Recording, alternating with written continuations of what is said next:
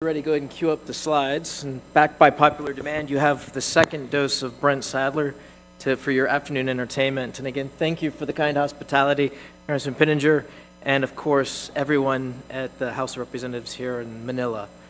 So what I'm going to talk about, here we go, is a discussion that goes back, I got to stay close to the microphone, I'm sorry. It's a discussion that goes back well over 10 years, and it starts with a private project within Chief of Naval Operations, Admiral Gary Roughead, in 2010, 2011, to figure out how to rebalance the Navy to address the rising China threat.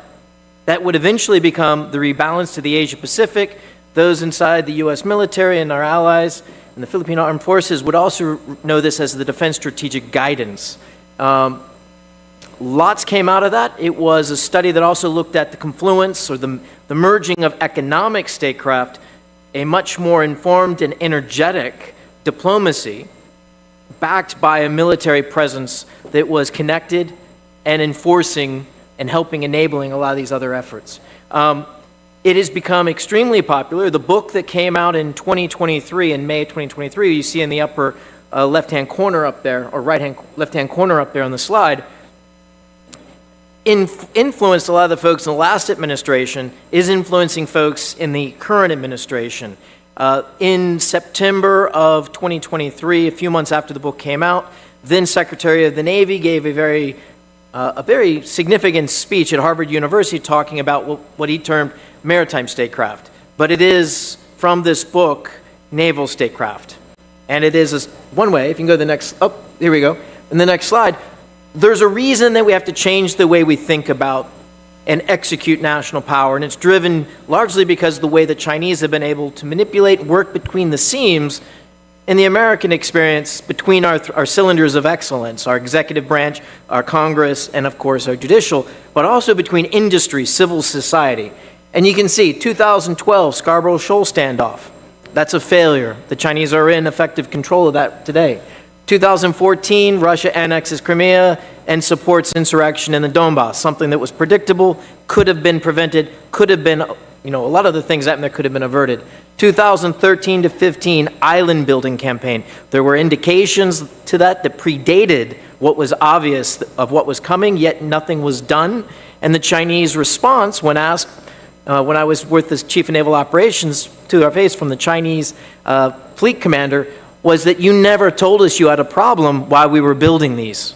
And so you have to get inside their decision loop. 2018-19, a success. The BUILD Act and the prevention of a hostile takeover of Subic Bay as South Korean company Hanjin was going bankrupt. More on that maybe we can get to later. The West Kapala, 2020. Another indication of mixed results of naval statecraft in action, leveraging naval pressure and presence, backed with very strong and vigorous diplomacy, but underlined with an understanding of the economics at play. The next one, Russia invades Ukraine, failure, of course. China Solomon Islands, secret security pact, failure. And then the October 7th in the Red Sea, which ostensibly is still going on, which is why the question mark. All of this points to a core problem. The institutions that we are using to execute national power are inadequate to the new Cold War that we're in today. Next slide. Now, in the last few years, adding to that complexity of not being built for the task, we also have multiple challenges. And this isn't a cartoon that was done for the next book that'll be coming out in August. You've got an axis that's working against the free and open Indo-Pacific, but to China at the head of it, with another very vigorous partner, Russia, and of course Iran and North Korea are also in the mix there, along with several others. But it's this dynamic that's making it imperative that you just can't bore sight or fixate just on the China threat. In order to be effective and maintain strategic focus, and more importantly, to have effect in the economic, diplomatic, informational, and military arena, you have to always be aware of how China's partners might respond and distract you so that you can stay on target, which is the China threat. Next slide. Now, the United States, it's no secret, does not have the military that it once had. It is not really sized for the task of waging another new Cold War, let it be a major global war with China. And we're in the midst of rearming and building up, lessons that Putin is reminding us in the prolonged war in Ukraine right now, which means you have to pick your fights, both in peacetime and also potentially in war. And that's what these pictures are supposed to show. The red circles are the flashpoints. Some of them, since this was originally created several years ago, are actually hot right now.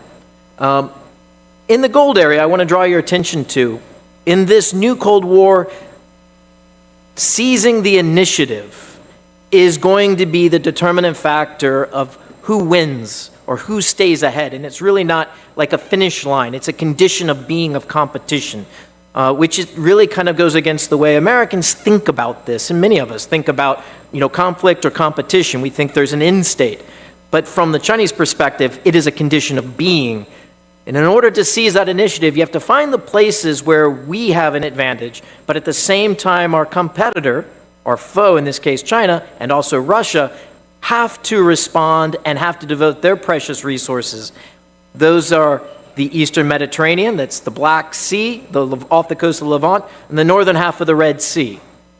Lots of reasons there. I can talk on why that's important for the Russians. It's also the end point of the Belt and Road, or the Maritime Silk Road. But then, no surprise to many of the folks here and online, is the South China Sea, or the Western Philippine Sea. For historical reasons, operational reasons for a potential war over Taiwan, which is one of China's core national interests, which increasingly looks like it's only going to be resolved through force of arms, they are extremely sensitive to the activities in the South China Sea. It has been a vector of invasion, a bad influence for past dynasties, and the Chinese Communist Party is no different in the sensitivities. So seizing the initiative, have to act in these decisive theaters with limited resources that we have. And of course, the interconnectedness of maritime trade and the economics all underlies this. If you don't have a vibrant economy, you don't have the money or the resources to sustain yourself in this what could be a generational-long new Cold War. Next slide. So China made a decision in 1998 at the tail end of the third Taiwan crisis. This is when the United States sent 2 carrier strike groups. Taiwan had a presidential election. The leaders in Beijing weren't too happy with it, but their military was incapable of responding effectively. And so they decided that they were going to build a military that was going to outclass and defeat the United States and all of its allies in a war. They're still on that and building that in their mind. But they have spent well over what they state by multiple, 7-8% of GDP on their defense for decades now. And they have a very large navy and a very modern navy. But they also know that if they get into a conflict over Taiwan, it's not going to be resolved in a few days or months, but likely years, which means you have to sustain a wartime economy, which means you need to control the terms of trade.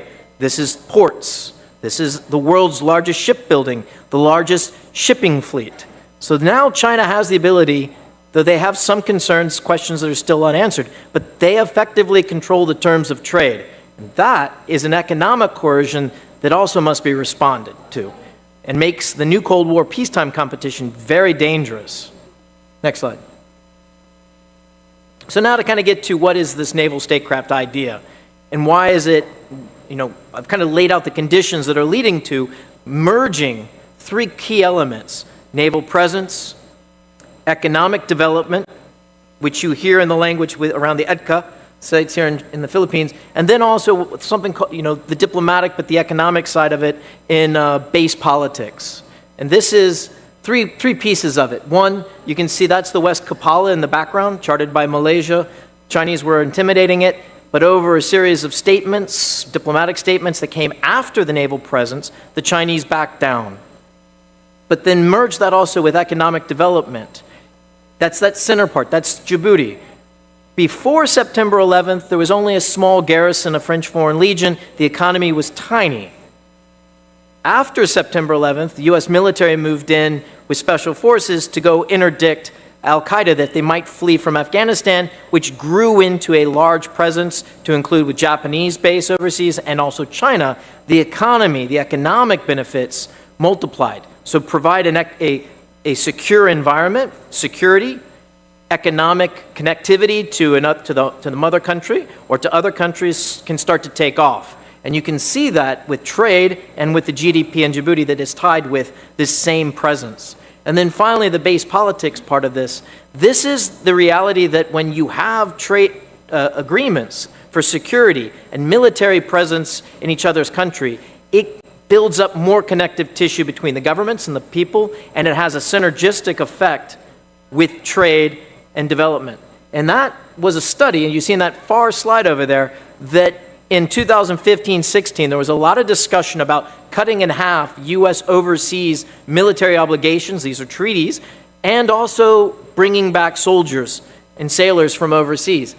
Cut it in half, $450 billion hit to the American economy. But they also found that it goes the other way, that if you increase that presence, as well as increase those treaties, you can also grow the trade. And that's not really surprising when you think about it. The more of a relation and interchange between two governments, the more that there's confidence in the trade and the commerce between the two. But that's something that is missed. It's something that's also not thought about in the way the United States does strategy, the way it does its diplomacy. Next slide. Oh, you can go to the next slide. So I'm going to go ahead and wrap up. I kind of fire this off very quickly, and I don't know, do we have time for questions? Maybe for a few questions. Basically, the godfathers of maritime strategy.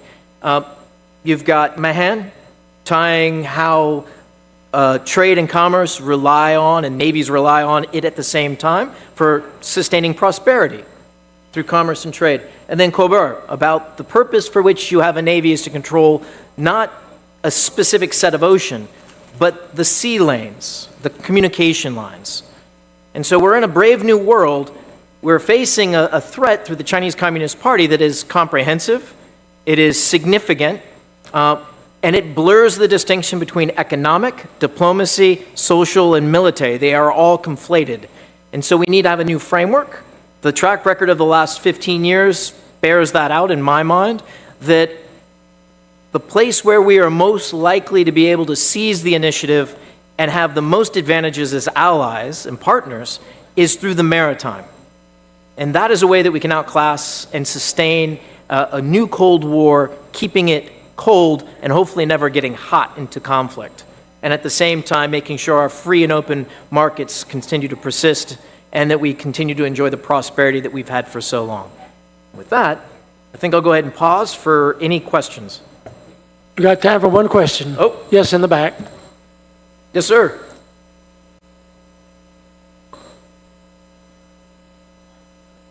Oh, I think it's coming over there. Just speak loud.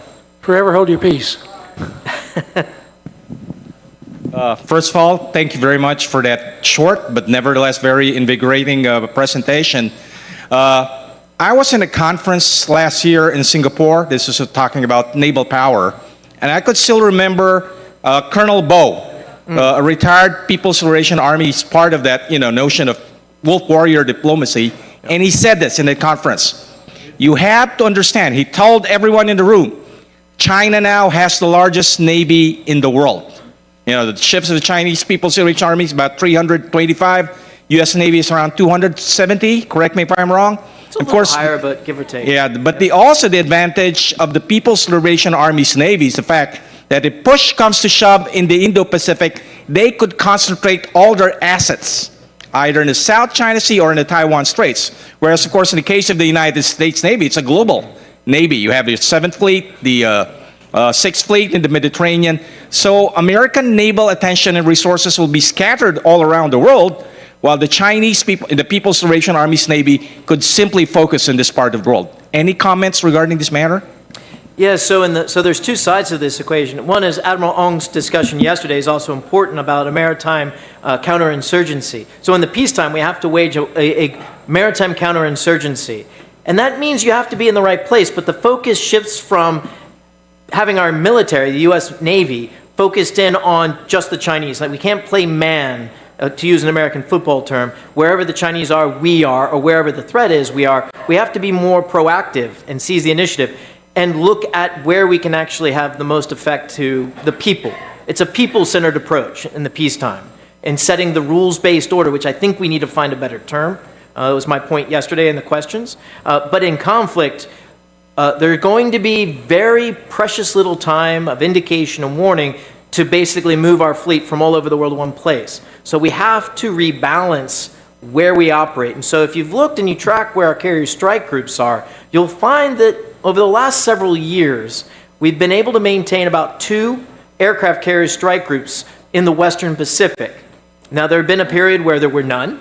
There had been a period, stretches, where there was only 1. But it seems to be that we're moving towards a posture of 2 carrier strike groups that are in the Western Pacific and to include the eastern portion of the Indian Ocean. We had some distraction on that since October 7th with the Hamas attack on the Houthis in the Red Sea. But now that if that actually starts to subside, we'll go back to it. That's the hard reality. The only other way you get around that is you have allies that are strong, allies that we have an interoperability, we have operational concepts that are very complementary to each other. And that requires being there and practicing together. Thank you, Captain Sadler. Appreciate much this presentation. Thanks. I think you want to do a picture. They'll want a picture.